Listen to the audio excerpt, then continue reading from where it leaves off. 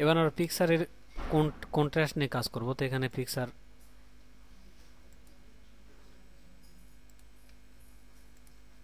এখানে একটা পিকচার নিয়ে এলাম। তো এখান যদি আমরা কন্ট্রাস্ট নিয়ে কাজ করি তাহলে এখানে আমরা দেখতে পাচ্ছি কন্ট্রাস্ট। তো এখানে কন্ট্রাস্টটা বাড়ালে আমি পিকচারটাকে এই অপশানে নিয়ে গেলাম।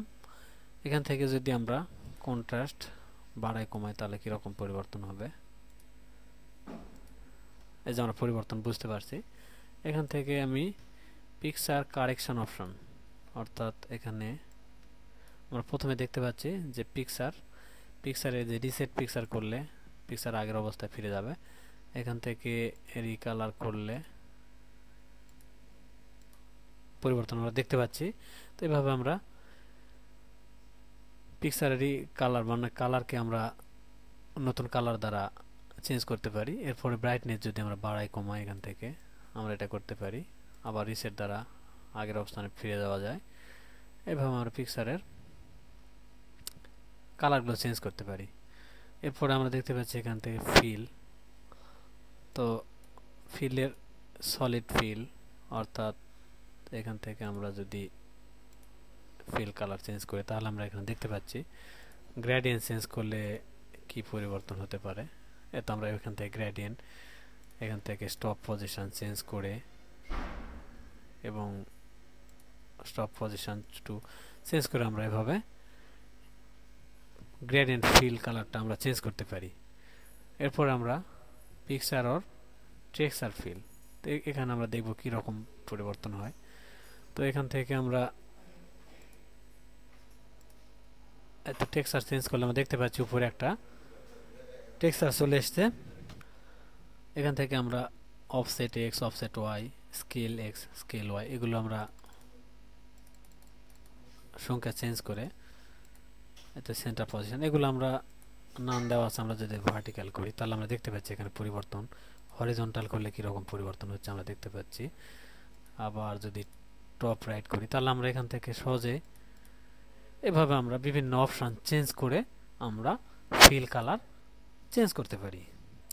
এবার দেখা যাক লাইন কালার কীভাবে পরিবর্তন করে। তো এখানে লাইন কালার এখান থেকে আমরা নো লাইন দেওয়া আছে। এখন আমরা যদি সলিড লাইন নিই তাহলে আমরা দেখতে পাচ্ছি আর কালার এখান থেকে আমি একটা চুজ করলাম। তো আমরা দেখতে পাচ্ছি যেখানে লাইন কালারটা রেড হয়ে গেল। ট্রান্সপারেন্সি যদি আমরা এখান থেকে বাড়াই কমাই তাহলে আমরা পরিবর্তন দেখতে পাই।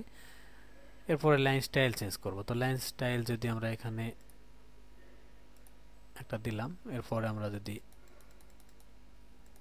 হোয়াইটটা বাড়াই তাহলে লাইনের এভাবে ক্যাপ টাইল রাউন্ড বেভেল এভাবে লাইন স্টাইল চেঞ্জ করা যায়।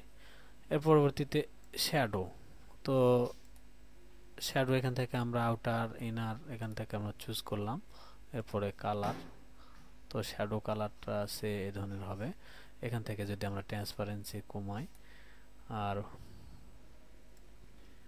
এখানে আমরা তো এখান থেকে আমরা ট্রান্সপারেন্সি বাড়িয়ে বালার বাড়িয়ে আমরা এবং অ্যাঙ্গেল বাড়িয়ে এভাবে আমরা পরিবর্তন নিয়ে আসতে পারি।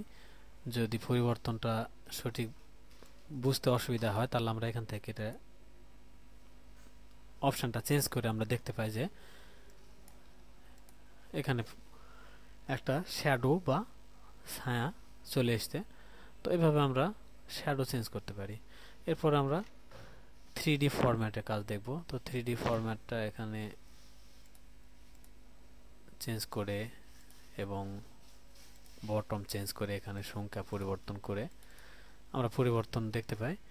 আর ডেপথ কালার যদি আমরা চেঞ্জ করি তাহলে এখান থেকে ডেপথ কালার চেঞ্জ করা যায়। এখান থেকে কাউন্টার, সারফেস সব কিছু পরিবর্তন করে আমরা 3D ফরম্যাট অর্থাৎ 3D ইফেক্টের আকার আকৃতির পরিবর্তন নিয়ে আসতে পারি।